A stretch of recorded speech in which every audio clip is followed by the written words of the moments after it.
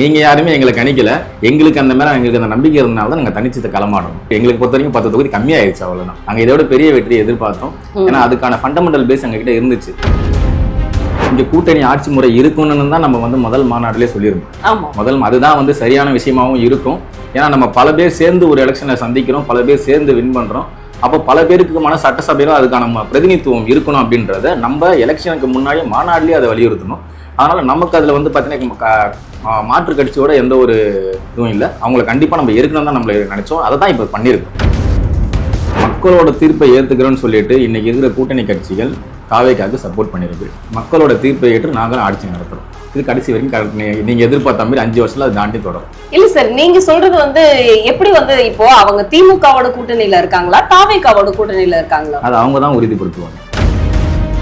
அதிமுக கட்சிக்குள்ள நடக்கிற உள்கட்சி பிரச்சனை மேடம். அவங்க எந்த கட்சி மாறுறதுக்கு அவங்களுக்கான உரிமைகள் இருக்கு. ஓபிஎஸ் திமுக போலையா, அது மாதிரி அவங்களோட தனிப்பட்ட உரிமை. அவங்க எந்த கட்சியில இருக்கணும், எந்த கட்சியில தொடரணும், அந்த கட்சியோட நிலைப்பாடு, அந்த கட்சியோட தலைமை, அந்த கட்சியோட கொள்கைகள், அந்த கட்சியோட செயல்பாடுகள்லாம் அவங்களுக்கு பிடிச்சிருக்கா, அதை பார்த்து அவங்க தொடருவாங்க, இல்லைன்னா தொடராம போவாங்க. அது அவங்களோட நிலைப்பாடு. நம்ம கட்சியை பொறுத்த வரைக்கும் யார் நம்ம வந்தா சேர்த்துக்கணும். நீங்க திமுக ஆட்சியை பார்த்துட்டீங்க மேடம், அதிமுக ஆட்சியை பார்த்துட்டீங்க. ஒரே ஒரு வாட்டி தாவேக்கா ஆட்சியை பாருங்க, கம்ப்ளீட்டா கண்டிப்பா உங்களுக்கான உங்க ஆட்சி தான் நீடிக்காதுன்னு முன்னாள் முதல்வர் ஸ்டாலின் அவர்கள் சொல்றாரு. 4 மாதங்கள் கூட தாங்காதுன்னு சொல்றாரு. அதான் சொன்னல மேடம், தனிப்பட்ட விருப்பங்கள், தனிப்பட்ட ஆசைகள், தனிப்பட்ட எதிர்பார்ப்புகள் எல்லாருக்கிட்டுமே இருக்கலாம், எல்லாருமே சொல்லலாம். நாங்க நம்புறோம். நாங்கன்னா அடுத்த 15 வருஷத்துக்கு இருப்போம்னு சொல்றோம். நாங்க தான் சொல்றோம்ல மேடம், எங்க தளபதி எதுக்கு ஆட்சிக்கு வந்தாரோ, எங்க தலைவர் எதை சொல்லி வந்தாரோ, இந்த மக்களுக்கு கண்டிப்பா நாங்க அதெல்லாம் பண்ணுவோம். உங்களுக்கு கம்ப்ளீட்டா டிஃபரன்ஸ் தெரியும். நீங்க கொஞ்சம் வெயிட் பண்ணி பாருங்கன்னு தான் நம்ம சொல்றோம்.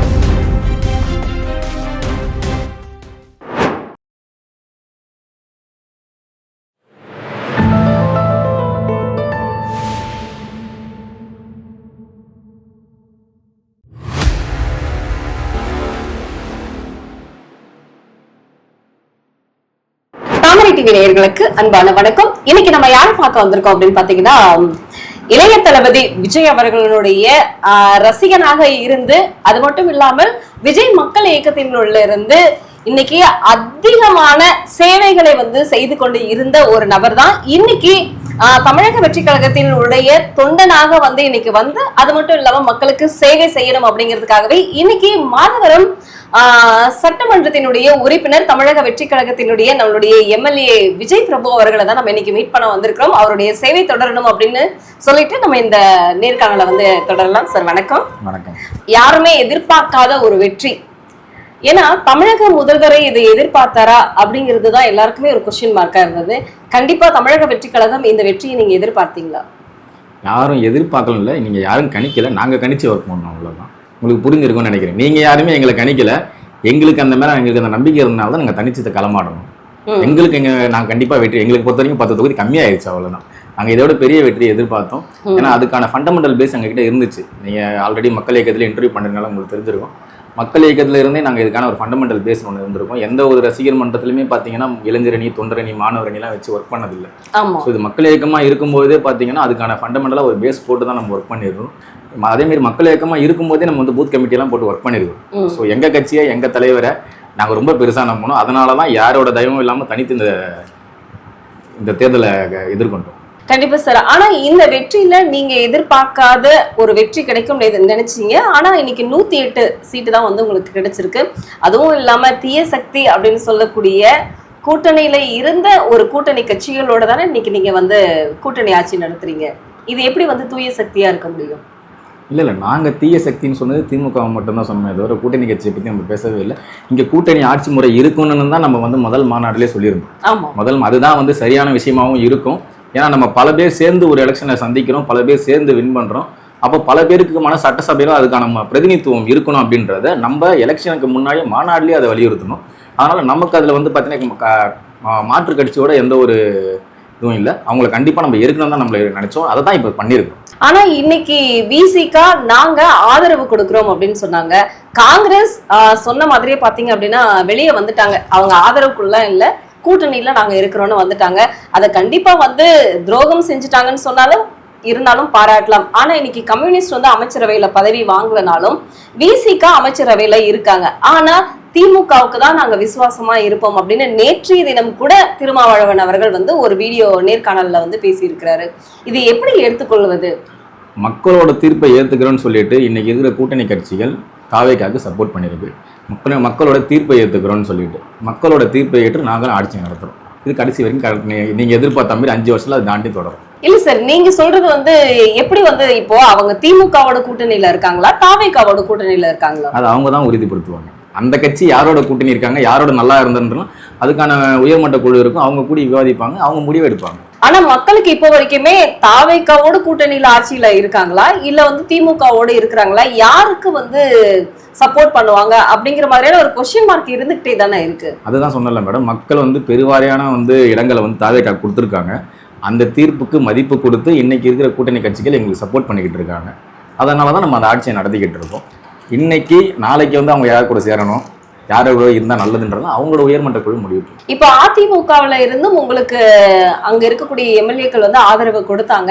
ஆனா அமைச்சரவையில கண்டிப்பா பங்கு கொடுப்பார் விஜய் அவர்கள் அப்படின்னு எதிர்பார்த்தாங்க. ஆனா இப்போ வரைக்குமே அந்த மாதிரி எந்த ஒரு செய்திகளுமே வரவே இல்லையே. யாருக்கு எப்ப என்ன கொடுக்கணும்ன்றது கட்சி தலைமையும் முதலமைச்சரும் முடிவு பண்ணுவாங்க. எல்லாருக்குமே நிறைய டிமாண்ட்ஸ் இருக்கும், நிறைய எதிர்பார்ப்புகள் இருக்கும். பட் எப்போ கொடுக்கணுன்றது கட்சி தலைமை முடிவு பண்ணும். கூட்டணி கட்சி தலைவராக தமிழ்நாடு முதலமைச்சர் அவர் முடிவு பண்ணுவார். ஆனா இன்னைக்கு திமுகவுல இருக்கக்கூடிய ஒரு மூத்த தலைவர்களுமே வெளியே வரவே இல்லை. ஆனா அதிமுகல இருக்கக்கூடிய கட்சியில இருக்கக்கூடிய முக்கிய தலைவர்கள், அதாவது விஜயபாஸ்கர் ஆகட்டும், சி வி சண்முகம், வேலுமணி, இவங்க எல்லாருமே ஆதரவு கொடுத்ததுல இருந்து இப்போ வரைக்குமே அந்த கட்சியில ஒரு பெரிய பிரச்சனைகள் போய்கிட்டே தான் இருக்கு. ஆனா அந்த கட்சியில இருந்து 4 எம்எல்ஏக்கள் ராஜினாமா செஞ்சுட்டு தாவேக்காவுல இணைஞ்சிருக்காங்க. இன்னைக்கு விஜயபாஸ்கர் அவர்கள் நாளைக்கு சொல்றேன் அப்படின்னு சொல்லியிருக்காரு. இது என்ன மாதிரியான கண்ணோட்டத்தில் அதிமுகவை தாவேக்கா பாக்குதுன்னு எடுத்துக்கலாம்? அது அதிமுக கட்சிக்குள்ள நடக்கிற உள்கட்சி பிரச்சனை மேடம். அவங்க எந்த கட்சி மாறுறதுக்குமே அவங்களுக்கான உரிமைகள் இருக்கு. ஓபிஎஸ் திமுக போலையா, அதுமாதிரி அவங்களோட தனிப்பட்ட உரிமை. அவங்க எந்த கட்சியில இருக்கணும், எந்த கட்சியில தொடரணும், அந்த கட்சியோட நிலைப்பாடு, அந்த கட்சியோட தலைமை, அந்த கட்சியோட கொள்கைகள், அந்த கட்சியோட செயல்பாடுகள்லாம் அவங்களுக்கு பிடிச்சிருக்கா, அதை பார்த்து அவங்க தொடருவாங்க, இல்லைன்னா தொடராம போவாங்க. அது அவங்களோட நிலைப்பாடு. நம்ம கட்சியை பொறுத்த வரைக்கும் யார் நம்ம வந்தா சேர்த்துக்கிறோம். இப்போ ராஜாஜிக்கு அப்புறம் தமிழக முதல்வர் ஜோசப் விஜய் அவர்கள் தான் அந்த மாண்பை நிலைநாட்டி இருக்கிறார் அப்படின்னு, பண்பாளனாக நிலைநாட்டி இருக்கிறார்னு வைகோ அவர்கள் ஒரு விஷயத்த சொன்னாரு. ஏன்னா அண்ணாவுக்கு அப்புறம் ராஜாஜிக்கு அப்புறம் இன்னைக்கு அரசியல் மாண்பாக அனைத்து தலைவர்களையும் போய் பார்த்தார்ல. ஏன் எடப்பாடியாரை போய் சந்திக்கவில்லை, நயினார் நாகேந்திரன் அவர்களை சந்திக்கவில்லை? அதை தான் நான் ஏற்கனவே சொல்லிட்டு இல்லை மேடம். யாரை பார்க்கணும், யாரை பார்க்கக்கூடாதுன்றது முடிவு அவர் எடுக்கிறோட முடிவு. நீங்கள் சந்திக்கலன்னு சொல்றீங்க, அவங்க நேரம் கொடுக்காம கூட இருக்கலாம். கரெக்டுங்களா? கூப்பிடாம இருக்கலாமா? அவங்க நேரம் கொடுக்காம இருக்கலாம். சரிங்களா? யாரை பார்க்கணும், யாரை பார்க்கக்கூடாதுன்றது கட்சி தலைமை எடுக்கிற முடிவு. அவரு சரி இல்ல, அனைத்து கட்சி தீய சக்தின்னு சொல்லி இருக்கக்கூடிய அனைத்து கூட்டணி கட்சியில இருக்கக்கூடிய தலைவர்களையும் ஜோசப் விஜய் அவர்கள் சந்தித்தார். ஆனா இன்னைக்கு இருக்கக்கூடிய, அதாவது எதிரணியில இருக்கக்கூடிய என்டிஏ கூட்டணி நம்ம எடுத்துக்கலாமே, அதுல இருக்கக்கூடிய கட்சி தலைவர்களையும் சந்தித்தார். ஆனா இந்த 2 தலைவர்களை மட்டுமே சந்திக்கவே இல்லை. என்ன காரணம்? நேரம் கிடைக்காம இருந்திருக்கலாம் மேடம். இப்ப வரைக்கும் நேரம் கிடைக்கலையா? 17 நாட்கள் கூட இருக்கலாம்ல, அவங்க நேரம் கொடுக்கலையா? ஆனா இப்ப இருக்கக்கூடிய மூத்த தலைவர்கள்ல வீரமணி அவர்களை போய் சந்தித்தார் இல்லையா? ஏன் பழ நெடுமாறனை அவர்களை போய் சந்திக்கவே இல்லை? அதான் நம்ம சொல்றோம் மேடம், கட்சிக்கான நிலைப்பாடுகள் அவருக்கான அவர் கட்சியிலே இல்ல சார், அதுதான் அவர் அரசியலே இல்ல. அதுதான் மேடம் முடிச்சிருவோம் மேடம். அவங்கவுங்க யார் யாரை சந்திக்கணும், யார் யாரை சந்திக்க கூடாது, அந்தந்த காலகட்டம் முடிவு பண்ணும். ஒருவேளை நம்ம கேட்டுக்கலாம், நீங்க சொன்னாமே நம்ம கேட்டு அவங்க நேரம் கொடுக்காம கூட இருந்திருக்கலாம்ல. பழ நெடுமாறன் அவர்கள் விஜய் சந்திக்க நேரம் கொடுக்கவில்லை அப்படின்னு சொல்றது நீங்க ஆச்சரியமா இருக்கலாம். இருந்திருக்கலாம்னு சொல்றேன். அவர் கட்சியிலும் இல்ல, அவர் கட்சியில இருந்து அவர் ஓய்வு பெற்று விட்டார். நீங்க நம்ம யாரை பார்த்தாலுமே கடைசியில பாத்தீங்கன்னா இது பாத்தீங்கன்னா பெரிய பாரம்பரியமான ஒரு இயக்கம் நிறைய இருந்திருக்கு. 50 வருஷம் 75 வருஷம் கட்சி. நம்ம யாரை பார்த்தாலுமே ஒருத்தர் இவரை பார்த்துட்டோமே, இவரை ஏன் பார்க்கல, இவரை பார்த்துட்டோமே, இவரை ஏன் பார்க்கல அப்படின்னு நம்ம கொஸ்டின் கேட்டுக்கிட்டே போகலாம். யாரை பார்க்கணும், யாரை பார்க்கக்கூடாது கட்சி தலைமை முடிவு பண்ணணும். அதுக்கு அவங்க அதுக்கேற்ற மாதிரி நடந்துக்க போறாங்க. எப்பவுமே அந்த கொஸ்டின் இருந்துகிட்டே இருக்கும்ல. ஒரே ஒருத்தர் மட்டுமா இங்க ரூல் பண்ணிருக்காரு, நிறைய பேர் ரூல் பண்ணிருக்காங்க. இவரை பார்க்கும்போது நம்ம இவரை பார்க்கறது, இவரை பார்க்கும்போது நம்ம இவரை பார்க்கறது, இவரோட கம்மியாயிட்டாரா அப்படின்ற மாதிரி நம்ம கம்பேரிசன் போட்டுக்கிட்டே தான் போயிட்டு இருக்கு. சட்டசபையில உதயநிதி அவர்கள் விஜய் போறதுக்கு முன்னாடி சோஃபா போகுது அப்படின்னு சொல்லிட்டு சோஃபா மாடல் ஆச்சுன்னு கிண்டல் பண்ணாரு. அப்பயும் உங்க தலைவர் பதில் பேசவே இல்லை. சட்டசபையில கண்டிப்பா பேசணும்ல. அதுதான் மேடம், சட்டசபையில பொய்க்கு விளக்கம் கொடுக்கணும்னு அவசியம் இல்லை மேடம். இப்ப வரைக்குமே உங்க தலைவர் பேசவே இல்ல சார். இப்ப வரைக்கும் எங்க பேசணுமோ அங்க பேசிக்கிட்டு இருக்கோம். எங்க பேசுறாருன்னு சொல்லுங்க. எங்க பேசணுமோ அங்க. இப்ப வரைக்குமே மக்களை ஒரு நேர்காணல்ல கூட சந்தித்து பேசவே இல்லை. இப்ப வரைக்குமே பிரஸ் மீட், அவரு நடிகராக இருக்கும் பொழுது கூட ஒரு சிறிய ஒரு ஊடகங்கள்ல அவர் பேசியது வைரலா இப்ப வரைக்கும் போகுது. ஆனா ஒரு முதல்வராக வந்ததுக்கு அப்புறம் நன்றி தெரிவிக்கும் விதமாக கூட அவர் இப்ப வரைக்கும் பேசவே இல்லை. அவருடைய தொகுதிக்கு போய் பார்த்தாரா, என்ன நடக்குது சூழ்நிலைகள் அப்படின்னு? இப்போ வரைக்குமே அதை போய் பார்க்கவே இல்லை. என்ன காரணம்? ஒரு தமிழக முதல்வர் இதையெல்லாம் செய்யணும் இல்லையா? இன்னைக்கு வந்து சொல்றீங்க அதானே? ஆமா, மக்களை சந்திக்கணும் இல்ல. இந்தியாவோட பிஎம் யாரு? பிரதமர் மோடி அவர்கள். எத்தனை வாட்டி பார்த்திருக்காரு பிரஸ் சார்? அவர் பார்க்கலன்னு நீங்க சொல்றீங்களா? பார்த்திருக்காரா? பார்த்திருக்காரு. இவரும் பார்ப்பாரு. எவ்வளவோ வந்து சட்டமன்ற உறுப்பினர்கள் இருக்காங்க. ஆனா அவர்களை விட உங்களுக்கான முக்கியத்துவம் அப்படிங்கிறது வந்து கட்சியில அதிகமா இருக்கு. புசி ஆனந்த் அண்ணா அவர்களாகட்டும், அவருக்கு அடுத்ததாக வந்து நீங்க கூட இருந்தது விஜய் மக்கள் இயக்கத்தில இருந்து இப்போ வரைக்குமே தொண்டனாகவும் கட்சியில வந்து ஒரு பதவியில சாதாரண தொண்டன் தாங்க. இங்க கட்சி யாருக்கு வந்து மாவட்ட செயலாளர் கொடுக்கணும், யாருக்கு எம்எல்ஏ கொடுக்கணும், யாருக்கு மினிஸ்டர் கொடுக்கணும் கட்சி முடிவு பண்ணும். கட்சி யார்கிட்ட பேசணும்? இப்ப நீங்க சொன்ன மாதிரி நிறைய கட்சிகள் நிறைய விமர்சனங்கள் கட்சி மேல இருக்கலாம், அது இயல்பு தான். எல்லாருமே வந்து ஒரு கட்சியை ஏத்துக்கணும்னு நான் சொல்லவே விரும்பல, அது இயல்பு. நிறைய விமர்சனங்கள் இருக்கும். ஆனா அதை பத்தி தெளிவு கொடுக்கறதுக்காக நிறைய மக்கள் தொடர்பு சந்திப்பாளர்கள் இருக்காங்க. எல்லா கட்சியிலும் நீங்க போட்டிருப்பாங்க, செய்தி தொடர்பாளர்னு போட்டிருப்பாங்க, கரெக்டுங்களா? சோ இந்த கொஸ்டின்ஸ் எல்லாம், இந்த நீங்க பண்ண ஃப்ரேம் கொஸ்டின்ஸ் எல்லாம் இருக்குல்ல, இது அப்படியே செட் ஆஃப் கொஸ்டின் எடுத்துக்கிட்டு அவங்க கிட்ட கேட்டீங்கன்னா அதற்கான தெளிவான உங்களுக்கு தேவையான விளக்கம் கிடைக்கும். அப்படின்னா உங்களுடைய தலைவருக்கான கட்சிக்கான பதில்கள் வந்து உங்ககிட்ட இல்லைன்னு சொல்ல வரீங்களா? அதுக்கான பதில் கொடுக்க ஆள் இருக்காங்கன்னு சொல்றோம். நம்ம அதிக பிரசங்கித்தனமா பண்ணக்கூடாதுன்னு சொல்றோம். அதுக்கான ஆள் கரெக்டா இருக்கிறாங்க. கட்சி அதுக்கான ஆளுங்களை நியமிச்சிருக்கு. தேசிய தொடர்பாளர் போட்டிருக்காங்க, மாநில தொடர்பாளர் போட்டிருக்காங்க, செய்தி தொடர்பாளர் போட்டிருக்காங்க, ஸ்போக் பர்சன் போட்டிருக்காங்க, நிறைய பேர் இருக்காங்க. நீங்க யாரு அப்படின்னா ஊடகங்கள் சொல்வது போல வந்து எங்களுக்கு எதுவுமே தெரியாது அப்படிங்கிற மாதிரி சொல்றீங்க. எதுவுமே தெரியாதான் யாராவது பேசுவாங்க. நான் கேட்கறது உங்களுக்கு புரியுதா மேடம்? அதுக்கான ஆத்தென்டிக் பர்சன் ஒருத்தர் கொடுத்துருக்காங்க. இதை வந்து இங்க எக்ஸ்பிளைன் பண்ணுவாங்க, மக்களுக்கு புரியாத மாதிரி சொல்லுவாங்க, உங்களுக்கு தேவையானதை சொல்லுவாங்கன்னு சொல்லிட்டு அதுக்காக ஆள் போட்டிருக்காங்க. நீங்க அவங்க கிட்ட பேசினா உங்களுக்கு தேவையானது கிடைக்கும்னு நான் சொல்றேன். நீங்க என்ன மாதிரி விளக்கம் எதிர்பார்க்குறீங்க? நீங்க மக்கள்கிட்ட நிறைய விளக்கங்கள் வாங்கி சொல்லணும்னு ஆசைப்படுறீங்களா? அந்த விளக்கம் அங்க கிடைக்கும், தெளிவா கிடைக்கும். அவங்க அதுக்கான ஆளுங்கன்னு நம்ம சொல்றோம். சார், இன்னைக்கு மாதவரம் தொகுதியில இதுக்கு முன்னாடி இருந்த திமுக எம்எல்ஏக்கள் எப்படி இருந்தாலும் வளர்ச்சி அப்படிங்கிற ஒரு விஷயம் வந்து இருக்கும் இல்லையா? அந்த வளர்ச்சி மாதவரத்தில் இருக்கிறதா அப்படின்னா இப்ப வரைக்குமே வந்து அந்த மெட்ரோ திட்டமாக இருக்கட்டும், அது மட்டும் இல்லாம இன்னைக்கு இருக்கக்கூடிய டிராபிக், அது மட்டும் இல்லாம பள்ளி, இது எல்லாமே வந்து ஒவ்வொரு இடங்கள்லயுமே வந்து பிரச்சனையாகவே இருக்கிறது அப்படிங்கிறது வந்து மாதவரம் தொகுதியில அடிக்கடி வரக்கூடிய பிரச்சனைகள். இந்த டிராபிக் வந்து பள்ளியில வந்து உடனடியாக வசதிகள் கிடைக்க மாட்டேங்குது அப்படிங்கிறது, மக்களுக்கு வந்து இந்த குடிநீர் பிரச்சனைகள், இது எல்லாமே வந்து எப்படி வந்து நீங்க சரி செய்வீங்க? ஏன்னா 75 ஆண்டு காலம் ஆட்சியில இருந்தக்கூடிய ஒரு கட்சியினாலே இப்போ வரைக்கும் சரி செய்ய முடியல. நீங்க இதை எப்படி சரி செய்வீங்க? அதுதான் மேடம், நீங்களே பதில் சொல்லிட்டீங்க. 75 வருஷமா சரி பண்ணலன்னு சொல்லிட்டு. அவங்க சரி பண்ணலாம் இல்லை சரி பண்றதுக்கான முயற்சிகள் எடுக்கலையா நமக்கு தெரியல. நம்ம அதுக்கான முயற்சிகளை எடுப்போம். முழு நேரமும் மக்கள் பணியில இருக்கும். என்னென்ன சரி பண்ண முடியும் சரி பண்ணுவோம். நீங்க கேட்ட மாதிரி இங்க போக்குவரத்து நெரிசல்ல இருந்து எல்லா பிரச்சனைகளும் இங்க என்னன்னா, இது மைக்ரேட் ஆன ஏரியா எல்லாமே தெரியும். மாதாவரம் டெவலப் ஆன ஏரியா. ஸோ இன்னைக்கு நிறைய பேர் அங்கேருந்து மைக்ரேட் ஆகி வராங்க. ஸோ அதுக்கான பார்த்தீங்கன்னா டே பை டே பார்த்தீங்கன்னா அதோட பாப்புலேஷன் இன்க்ரீஸ் ஆகிட்டே போயிட்டு இருக்கு, தேவைகள் அதிகமாகிட்டே போயிட்டு இருக்கு. நம்ம இதுக்கப்புறம் 1 by 1 கண்டிப்பாக சால்வ் பண்ணுவோம். நீங்கள் கேட்டாமே ஸ்கூல் வசதியெல்லாம் நம்ம இப்போ கூட பார்த்தீங்கன்னா நிறைய ஸ்கூலில் இன்ஸ்பெக்ஷன் பண்ணி என்னென்னலாம் பண்ணி கொடுத்தோம், என்னென்னலாம் தேவைகள் நம்ம கேட்டிருக்கோம். நாளைக்கும் மீட்டிங் போட்டிருக்கோம். ஏன்னா இது உங்களுக்கு எல்லாருமே தெரியும், அட்மிஷன் டைமிங். ஸோ என்னென்ன பண்ணணும், என்னென்ன பண்ணால் நல்லா இருக்கும், வேற ஏதாவது ஃபெசிலிட்டி இம்ப்ரூவ் பண்ணணுமா, அவங்களோட கழிப்பிட வசதியில இருந்து வேற ஏதாவது அவங்களுக்கு தேவையான வசதியில இருந்து நூலகத்துல இருந்து எதெல்லாம் உங்களுக்கு பண்ணால் பெட்டரா இருக்கும். ஏன்னா பசங்க ஸ்கூல்ல ஜாயின் பண்ணும்போது அவங்களுக்கு கொஞ்சம் பெட்டரான ஒரு என்விரான்மெண்ட் நம்ம கொடுக்கணும்னு சொல்லிட்டு இன்னைக்கு வரைக்கும் பார்த்தீங்கன்னா நம்ம நிறைய கவர்மெண்ட் ஸ்கூல்ல பேசிக்கிட்டு இருக்கோம். ஓகேங்களா? ஸோ அதோட அடுத்த கட்ட நடவடிக்கை எல்லாமே 1 by 1 சரி பண்ணிடுது. இப்போ 276 பள்ளிகள் வந்து திமுக ஆட்சி காலத்தில் வந்து மூடப்பட்டது. ஆனா இன்னைக்கு காரணம் என்ன அப்படின்னு பாத்தீங்கன்னா, சரியான அந்த பள்ளிக்கு தேவையான வசதிகள் இல்லை. பள்ளி மேல்கூரை வந்து ஒருவரிடத்திலே மேற்கூரை இடிந்து விழுவது, சரியான சத்துணவு இல்லாதது, பாதுகாப்பு வசதிகள் இல்லாதது, அது மட்டும் இல்லாம இன்னைக்கு போதை பழக்கம் வந்து அதிகமாக இருக்கிறது. இது எல்லாமே பள்ளிகள்ல வந்து அதிகமா பக்கத்துல இருக்கக்கூடிய சின்ன பெட்டி கடையில கூட சாக்லேட்டா வந்து கிடைக்குது அப்படிங்கிறது தான். இது எப்படி வந்து சரி செய்வீங்க அப்படின்னு நம்ம தெரிஞ்சுக்கலாமா? தமிழக வெற்றி கழகம் போதை பழக்கத்தை சுத்தமா எதிர்க்குது மேடம். இது எல்லாமே நீங்க வந்து டே 1லேருந்து அதோட ஆக்டிவிட்டிஸ்லாம் பார்த்துருப்பீங்க. ஒயின் ஷாப் 3லேருந்து எல்லாமே பார்த்துருப்பீங்க. இப்போ நீங்க கேட்ட மாதிரி நாங்கள் அதுக்கு தான் இதுக்கான சர்க்குலர் ஆல்ரெடி எல்லா கவர்மெண்ட் ஸ்கூலுக்குமே கொடுத்துட்டோம். என்னென்ன நீட்ஸ் இருக்கு அப்படின்னு சொல்லிட்டு. நீங்க சொன்ன மாதிரி அந்த இடத்துல வந்து ஒரு ஸ்கூல் மூடுறாங்கன்னா அதுக்கான காரணம் அங்கே அட்மிஷன் கம்மியாகும். ஏன் அட்மிஷன் கம்மியானா அதுக்கான இன்ஃப்ராஸ்ட்ரக்சர் இருக்காது. ஸோ அதுக்கான கரெக்டான டீச்சர்ஸ் இருக்க மாட்டாங்க. இதால தான் அந்த ஸ்கூலில் வந்து அட்மிஷன் கம்மியாகுது. அட்மிஷன் கம்மியானதான் ஸ்கூல் மூட நிலைக்கு போகுது. அதை தான் நம்ம ஸ்கூலை மூடுறதுக்கு முன்னாடியே, இப்போ ஸ்கூல் ஓப்பன் பண்ணுறதுக்கு முன்னாடியே நம்ம என்னென்ன வேணும் அதை ஒரு இப்போ நேற்று கூட பார்த்தீங்கன்னா ஒரு ஸ்கூலில் பார்த்தீங்கன்னா வெறும் 30 பேர் மட்டும் தான் இருக்காங்க. நம்ம அந்த ஸ்கூலில் போய் கேட்கும்போது பார்த்தீங்கன்னா அங்கே பாத்ரூம் ஃபெசிலிட்டியே இல்லை, பண்ணி கொடுத்தா நல்லா இருக்கும்னா. ஸோ நம்ம இப்போ அதை பண்ணி கொடுத்துட்டு அங்கே இருக்கிற ஊர் மக்களை கூப்பிட்டு சொல்லுவோம், நீங்கள் இதனால தான் நீங்கள் அந்த ஸ்கூலில் சேரல, இப்போ இருக்குது அப்படின்ற விஷயங்களை நம்ம அந்த ஊர் மக்களுக்கு தெளிவுபடுத்தணும். அதுக்கான லெட்டர் நம்ம 2 நாளுக்கு முன்னாடியே கொடுத்துருக்கோம். ஒரு ஸ்கூல்லையுமே என்னென்ன டிமாண்டுன்னு சொல்லிட்டு.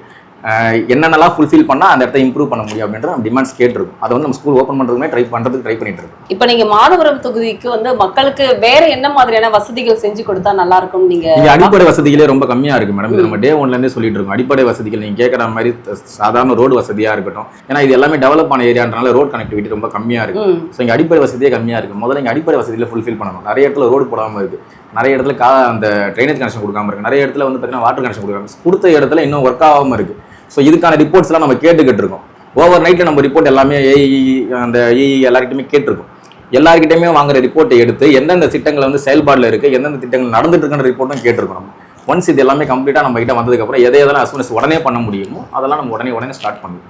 இப்போ நேற்று கூட பார்த்தீங்கன்னா 3 பேர்கிட்ட அந்த ரிப்போர்ட் வாங்கி நிறைய இடத்துல ட்ரைனேஜ் கனெக்ஷன் கொடுத்து அங்கே ஒர்க் ஆகாமல் இருக்குது, அதுக்கு என்ன பண்ணலான்ற ஒரு பிளான் கொடுத்துருக்கோம். நிறைய இடத்துல மெட்ரோ வாட்டர் கனெக்ஷன் கொடுத்து அதுக்கு என்ன பண்ணலான்ற ஒரு பிளானும் கொடுத்துருக்கோம். இப்போ கூட பார்த்தீங்கன்னா வடபெரும்பாக்கத்தில் பார்த்தீங்கன்னா நேற்றுலாம் பார்த்தீங்கன்னா ட்ரைனேஜ் வந்து அந்த இடத்துல சஃபிஷியண்டாக இல்லை, ஸோ லீக்கேஜ் ஆகுது, தெரு ஃபுல்லாக போகுது அப்படின்னாங்க. நேற்று அந்த ஏரியை கூப்பிட்டு பேசியிருந்தோம். சார் இப்போ உடனே பண்ண முடியாது அப்படின்னா இப்போ டெம்பரரி ஆக்ஷன் என்ன பண்ணலாம்னு சொல்லுவோம். டெம்பரரி ஆக்ஷன் ஏரியாவை இன்க்ரீஸ் பண்ணலாம் அப்படின்னு சொல்லிட்டு சஜஷன் கொடுத்தாரு. அதையும் வந்து நம்ம சஜஷனோட நிப்பாட்டாமல் 2 வாரத்துக்குள்ளே க்ளோஸ் பண்ணிட்டு நீங்கள் திருப்பி எனக்கு ஃபர்தராக வந்து கம்ப்ளீட்டாக க்ளோஸ் பண்ணுங்க, இப்போதைக்கு 2 வாரம் மட்டும் எடுத்துக்கங்க அப்படின்னு நம்ம டெய்லியும் டே பை டே 1 by 1 ஒரு ஏயுமே கூப்பிட்டு ஒரு கார்பரேஷன் ஆஃபீஸும் கூப்பிட்டு ஒரு மெட்ரோ வாட்டர் ஏயும் கூப்பிட்டு என்ன பண்ணால் நல்லா இருக்கும், எதெல்லாம் உடனே பண்ண முடியுமோ அதெல்லாம் நம்ம இம்ப்ளிமெண்ட் பண்ணிட்டு தான் இருக்கும். இன்னைக்கு இருக்கக்கூடிய தமிழகத்தினுடைய சூழல் நீங்க சொன்ன மாதிரி வந்து 717 போதை அதாவது மதுக்கடைகளை வந்து மூடி இருக்காங்க அப்படின்னு சொன்னீங்க. ஏற்கனவே ஜெயலலிதா அம்மையார் காலத்திலே வந்து அவங்க 613 கடைகள் மூடினாங்க. திமுக ஆட்சி காலத்திலுமே வந்து 500 கடைகள் மூடினாங்க, இல்லைன்னுலாம் சொல்லல. ஆனா வந்து மணமகிழ் மன்றம் அப்படின்னு வந்து அவங்க தான் ஸ்டார்ட் பண்ணி விட்டாங்க. இன்னைக்கு மணமகிழ் மன்றங்கள் தான் வந்து அதிகமாக இருக்கு. நீங்க 717 கடைகள் மூடினாலுமே மணமகிழ் மன்றத்துல வந்து ஏன் இப்ப கூட கரண்ட் நியூஸ் வந்து சேலத்துல 117 கடைகள் வந்து மூடி இருக்காங்க. ஆனா இன்னைக்கு மணமகிழ் மன்றத்துல வந்து ஏதோ ஸ்கூலுக்கு வந்து அட்மிஷனுக்காக நிக்கிற மாதிரி லைன்ல நிக்கிறாங்க, ஒயின் ஷாப்புக்காக. இதெல்லாம் பார்க்கும் பொழுது வந்து தலைவர் எப்படி நடவடிக்கை எடுப்பாங்க? நீங்க வந்து திமுக ஆட்சியை பாத்துட்டீங்க மேடம், அதிமுக ஆட்சியை பாத்துட்டீங்க, ஒரே ஒரு வாட்டி தாவேக ஆட்சியை பாருங்க, கம்ப்ளீட்டா கண்டிப்பா உங்களுக்கு உங்க ஆட்சி தான் நீடிக்காதுன்னு முன்னாள் முதல்வர் ஸ்டாலின் அவர்கள் சொல்றாரு. 4 மாதங்கள் கூட தாங்காதுன்னு சொல்றாரு. அதான் சொன்னல மேடம், தனிப்பட்ட விருப்பங்கள், தனிப்பட்ட ஆசைகள், தனிப்பட்ட எதிர்பார்ப்புகள் எல்லாருக்குமே இருக்கலாம், எல்லாருமே சொல்லலாம். நாங்க நம்புறோம், நாங்கன்னா அடுத்த 15 வருஷத்துக்கு இருப்போம்னு சொல்றோம். இப்போ இதை போய் நம்ம அவர்கிட்ட கேட்க முடியுமா? நாங்க அப்புறம் எலெக்ஷன்ல எதுக்கு அடுத்த வாட்டி கேட்பாருல்ல. ஒவ்வொருத்தருக்கான எண்ணங்கள் விருப்பங்கள் இருக்கு, அதுக்கான செயல்பாடுகள் நாங்கள் அடுத்த 15 வருஷம் 20 வருஷம் இருக்கிறதுக்கு என்னென்ன செயல் திட்டங்கள் இருக்குன்றது நாங்கள் செயல்படுத்துறோம். அது அவரோட எண்ணம், அவரோட ஆசைகள், அவரோட விருப்பங்களா கூட இருக்கலாம். இப்போ பரந்தூர் விமான நிலையத்தை வந்து நிறுத்தணும் அப்படிங்கிறது தான் வந்து அப்போ இருந்து, அதாவது விடவே மாட்டீங்க இல்ல தளபதி விஜய் அவர்கள் சொல்லிட்டு இருந்ததுல இருந்து இப்போ வரைக்குமே இந்த பரந்தூர் விமான நிலையம் வந்து தடுத்து நிறுத்தப்பட்டிருக்கு.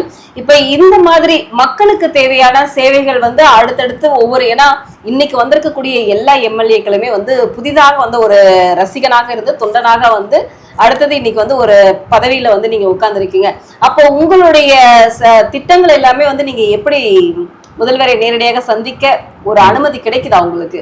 எங்களுக்கு கிடைக்குது மேடம், ஏன்னா மக்களே சந்திக்க மாட்டேங்கிறாரு. உங்களுக்கு அதுதான் மேடம், என்னன்னா நம்ம வந்து 75 வருஷமா கடன் வாங்கிட்டு அதை வந்து போன ஒரே ஒரு மாச சம்பளத்துல க்ளோஸ் பண்ண நம்ம எதிர்பார்க்கிறோம், புரியுதுங்களா? நாங்க இப்பதான் முதல் மாச சம்பளம் வாங்க போறோம். 75 வருஷமா நீங்க கடன் வாங்கிட்டீங்க, அதை நம்ம முதல் மாச சம்பளத்துல க்ளோஸ் பண்றது எவ்வளவு பெரிய எக்ஸ்பெக்டேஷன் உங்களுக்கு தெரியும், புரியுதுங்களா? நீங்க வந்து நீங்க வந்து உங்க தாத்தா காலத்துல இருந்து கடன் வாங்கி வச்சதை நான் இப்பதான் முதல் மாசம் சம்பளம் வாங்கும் போது ஏன் மொத்த கடனே க்ளோஸ் பண்ணல அப்படின்னு ஒருத்தன் கேட்பாங்க தெரியுமா? அந்த மாதிரி இருக்கு நீங்க கேட்கறது. நாங்க தான் சொல்றோம்ல மேடம், எங்க தளபதி எதுக்கு ஆட்சிக்கு வந்தாரோ, எங்க தலைவர் எதை சொல்லி வந்தாரோ இந்த மக்களுக்கு கண்டிப்பா நாங்க அதெல்லாம் பண்ணுவோம். உங்களுக்கு கம்ப்ளீட்டா டிஃபரன்ஸ் தெரியும், நீங்க கொஞ்சம் வெயிட் பண்ணி பாருங்கன்னு தான் நம்ம சொல்றோம். நீங்க இதையே ஒரு 3 வருஷம் ஆட்சி கழிச்சு வந்து இல்ல 2 வருஷம் ஆட்சி கழிச்சு வந்து என்ன சார் இவ்வளவு சொன்னீங்க நடக்கலன்னு கேட்டீங்கன்னா ஒரு ராஜிக்கு இருக்கு. நீங்க 20 நாள் கூட கிடக்கல, இந்த மாசமே இன்னும் கிடக்கல, அதுக்குள்ள நீங்க உங்களோட எக்ஸ்பெக்டேஷன் வச்சிருந்தீங்க அப்படின்னா நம்ம ஏஐல தான் எடிட் பண்ணி கொடுக்கணும். இன்னைக்கு மாதவரம் தொகுதி வந்து நீங்க சொன்னது போலவே டெவலப் ஏரியா அப்படிங்கிறது வந்து இப்ப இந்த ஐடி கம்பெனிஸ் எல்லாமே வந்து இந்த ஏரியா பக்கத்துல, ஏன்னா அம்பத்தூர், திருவள்ளூர் அந்த மாதிரி ஏரியாக்கள் எல்லாமே சுத்தி ஐடி கம்பெனிஸ் எல்லாம் வருது. இப்ப இந்த மாதிரி சிச்சுவேஷன்ல இருக்கக்கூடிய வேலைக்கு போகக்கூடிய ஐடி எம்ப்ளாயிஸ்க்கு எல்லாமே பாத்தீங்கன்னா இந்த பெட்ரோல், ஃபியூல் இது எல்லாமே வந்து அதிகமாக தேவைப்படுது. ஆனா இன்னைக்கு வந்து அதிகமான தட்டுப்பாடு இருக்கு அப்படிங்கறத வந்து சொல்றாங்க. ஆனா இப்ப கொஞ்சம் குறைஞ்சிருக்கு, ஆனா விலை மட்டும் அதிகமாகவே இருக்கு. நீங்க இதை பத்தி ஏதாவது தொழில் முனைவர்களுக்காக நீங்க ஏதாவது பேசியிருக்கீங்களா? உங்க தொகுதிக்கு தனியா பேச முடியுமா? எங்களுடைய ஏரியாக்கள்ல இந்த மாதிரி வந்து எம்ப்ளாயிஸ் வந்து ஐடி ஊழியர்கள் வந்து அதிகமாக இருக்காங்க, பெட்ரோல் விலை வந்து அதிகமாக இருக்கு அப்படின்னு நீங்க ஒரு லெட்டர் கொடுக்கலாமே. ஏன் தமிழக அரசு வந்து அதை குறைக்கலாமே, பாட் வரியை குறைக்கலாமே? கம்பேரிட்டிவ்லி பார்த்தீங்கன்னா எல்லாருக்குமே நீட் இருக்கு, எல்லாருமே க்ரோத் ஆகணும்னு ஆசைப்படுறாங்க. எல்லாருக்குமே யூசேஜ் அது இன்க்ரீஸ் ஆகிட்டு தான் இருக்கு. முன்னாடிலாம் பார்த்தீங்கன்னா 4 பேர் வண்டி வச்சாங்க, இப்போ 10 பேர் வண்டி வச்சாங்க. ஸோ எல்லாருக்குமே யூசேஜ் ஆகிட்டு அதிகமாகிட்டு 5 வண்டி இருக்கு. அப்போ யூசேஜ் அதிகமாகிட்டு இருக்கு, நீட் இருக்கு, அதுக்கான growth எல்லாருமே எக்ஸ்பெக்ட் பண்றாங்க நம்ம நல்லா வளரணும்னு சொல்லிட்டு. ஸோ எல்லாருக்குமே தேவைகள் அதிகமாகிட்டு தான் இருக்கு.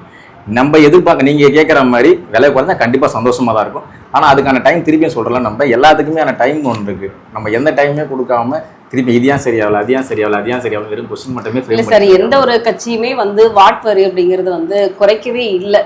ஏன்னா இப்ப தாவேக அரசு புதுசா வந்திருக்கு இல்லையா, அது ஏதாவது மாற்றம் கிடைக்குமா அப்படிங்கறத கேட்க மாட்டீங்க, நம்மளோட சீட்டா கேட்டுறீங்களா? இல்ல சார், அவங்கள கேட்டாலும் பதில் என்னதான் அதுதான் மேடம் ப்ரியாரிட்டி மேட்டர். நான் நிறைய வாட்டி ஃபர்ஸ்ட்ல இருந்தே சொல்லிட்டு இருக்கேன். ப்ரியாரிட்டி மேட்டர் அதாவது என்னன்னா என்ன வேணும் நமக்கு தெரியும், என்ன உடனடியான தேவைகள் என்னன்னு இருக்கு. அப்ப நம்ம உடனடியான தேவைகள் என்னன்னும் போது இப்போ ஸ்கூல் ரீஓபன் இருக்கு, இப்போ நமக்கான அந்த உங்களுக்கு தெரியும் நிறைய திட்டங்கள் அனௌன்ஸ்மெண்ட் பண்ணியிருக்கோம், பயிர்க்கடன் நிலைமை நிறைய திட்டங்கள் அனௌன்ஸ் பண்ணியிருக்கோம். இதுக்கான வேலைகள் எல்லாம் நம்ம இறங்கி இருக்கும் போது எது எந்த காலத்துல பண்ணலாம்னு இருக்கும். அந்தந்த டைம் அதாவது 1 by 1 கண்டிப்பா பண்ணணும். அதான் சொல்றல, கம்ப்ளீட்டா நீங்க டிஃப்ரெண்டா இந்த தமிழ்நாட்டு மக்கள் எதிர்பார்க்கலாம்.